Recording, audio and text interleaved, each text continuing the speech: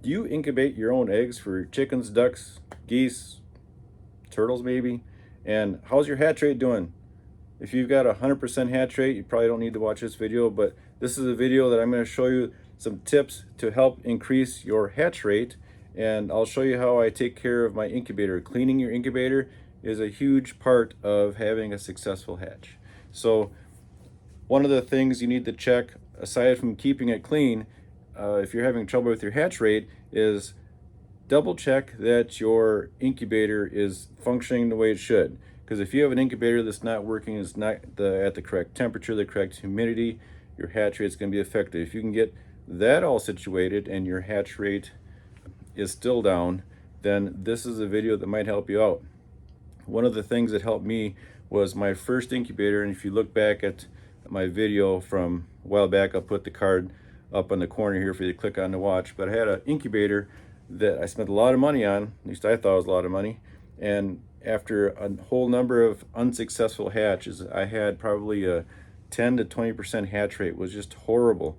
I couldn't figure it out until finally I decided I'm going to double check the temperatures and humidity with the readout on the machine, and come to find out the readout on the machine was completely inaccurate, not even close to where it should be.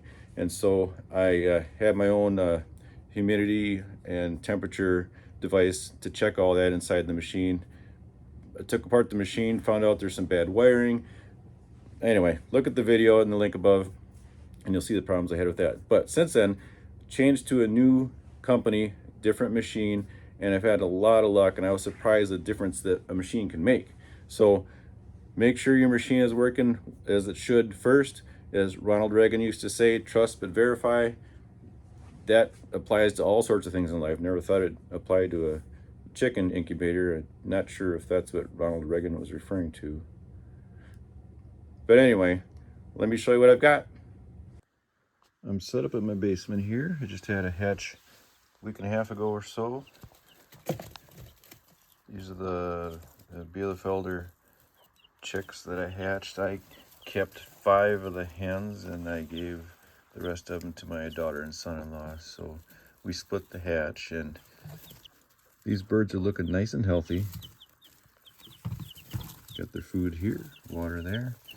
Won't be too much longer. I'm getting them out of this confinement here and get them out to the actual chicken coop. I like to get them a little bit bigger so they don't actually sneak through the wire slats in the pen, but they're getting pretty close.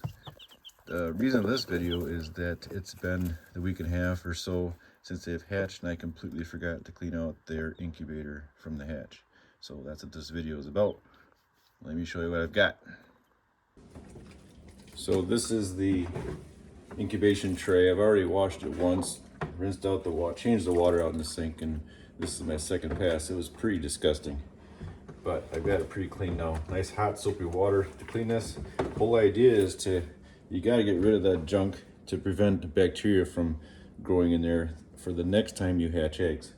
If you have bacteria growing while you're trying to hatch eggs, you're going to have a pretty crummy hatch rate.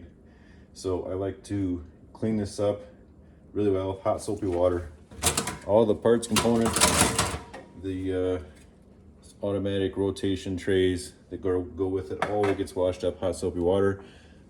Follow it up with spraying it down with a spray bottle. I've got 10% bleach, and we'll spray that on, real light coating.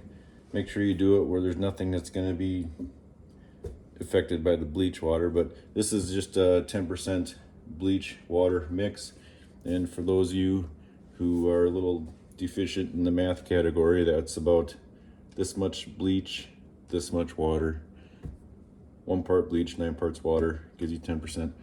I grew up in Minnesota, so I call that Minnesota math. About this much, about this much.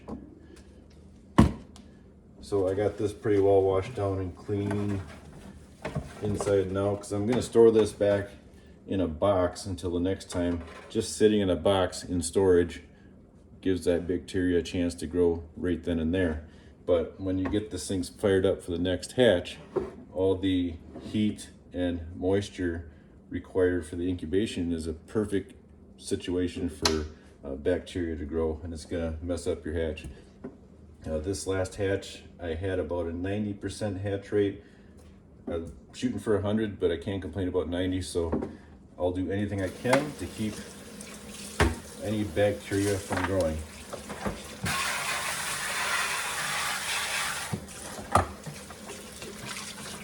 I'm also gonna take that same bleach,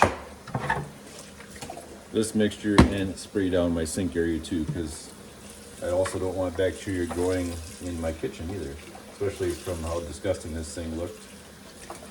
I started washing this before I realized maybe I should shoot a video on this, but I'm just gonna spare you the sight of what it looked like, because those baby chicks came out. They came out and they made a mess.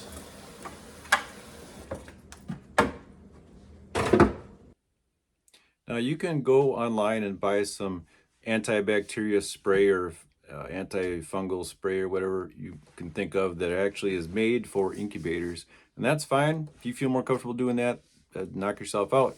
I spent, for the most part of my career working in the operating room setting, I spent over 2 decades working with sterilizing, sanitizing, and cleaning up all the stuff for surgical use. So I've been trained in the ins and outs of how to make things sterile, how to make things clean, how to get all that to work. And this mixture that I have been showing you here in the video, this 10% bleach mixture, is safe to handle by the humans. I mean, obviously, you don't want to drink the stuff. You'd be pretty silly to do that. I don't recommend keeping it around kids for that purpose. But for as far as cleaning goes, we wouldn't want to keep any bacteria, antifungal, antibacteria spray around kids anyway. But nothing beats bleach. Isopropyl alcohol is a close second as far as sanitizing and or sterilizing. So this is just something that most people have laying around their homes. These spray bottles you can get at Walmart for just a couple bucks. So it's a pretty economical choice as opposed to the sprays you get online. If you go online and check out those sprays, check out the ingredients, most of them will have a concoction of the same stuff. It's just put under a different label. So this is just an option. Use it if you like. If you want to get the stuff online, you can do that too. Those work great. All right, I'm down in my basement now in a safe area where I can do some cleaning and not wreck any of my carpet or anything. Got a little bit of plastic laid out here. And this is the top of the incubator, and this is the brand name company, Brinzia Ovation EX. This is approximately my third or fourth time using this machine for incubating eggs, and it works really well. Encourage you to look them up. This company actually has a website, a phone number, and has replacement parts if you need them. It's a good setup, well-run organization to help you out if you have any problems with their machine. Just wanted to show you this cover here, and this is something a lot of people probably ignore, is that when you clean out your system, you can see there's a lot of crap that flew up in there. The fan kind of blew stuff around. Flip it over, you can see the fan there. And it's just a little bit disgusting. So this is all kind of a breeding ground for the bacteria that I don't want. So I'm gonna take this apart, get it clean, and it's gonna help my next hatch rate. So you just have to do a little bit of work. There's a screw here, here, here, there, and I see one there and one there. I'll get this disassembled. I'll be right back.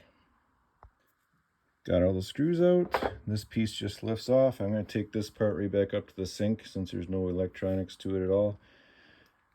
And this part here, you do have to be a little bit careful because there's some things that kind of come apart. There's some electrical wires in here you don't want to be too rough with. This fan, I do want to clean both sides of it, so it's pretty easy to maneuver. You can unplug it down in there if you want to. You can take and disassemble this a little bit further and completely disassemble the plastic from the electronics, but I really don't want to go that far because some of this I really don't want to mess with. These wires right here are the heating elements for this unit, and you really don't want to be scraping up on that, moving them around too much. So I'm going to be real gentle. I've got some like Clorox wipes and stuff like that. I'm just going to clean this portion with that, and I'll get this cleaned up, show you what I get in a little bit. I've got all the parts washed and dried, and you can look at these two pieces I left you with in the last clip. Got it pretty well cleaned up. Looks a lot better than it used to be. Got all that junk out of there. And this is the stuff that I used. Lysol makes this, as you can see, it kills 99.9% of the viruses and bacteria. So I thought, hey, that's pretty close to 100. And so that's what I used to wipe around carefully around the electronics. I didn't want to drip anything in there. I was really careful when I went about that, not to disturb any of the wires and get any of the circuitry wet. But I was able to get around there pretty nicely, clean that out. Next step, using this solution, I'm going to spray it on and just a light mist on everything, get all the surfaces covered, and let that sit overnight. It'll probably dry within 20 minutes, 30 minutes, but I prefer to let it completely dry as much as possible and just let bleach mixture do its thing before I put this all away and reassemble everything. I could really use your support on this channel. I need some subscribers. Please feel free to subscribe. Please hit the like button. Please share these videos if you think someone else could get something out of these videos. I'd really appreciate it. I need all the help I can get. Appreciate it. So that's all there is to it. I'm gonna wait for that to dry, come back tomorrow, reassemble it, stuff it back in the box it came in, and it's all set to go for the next time I want to hatch some eggs. Thanks, see you next time.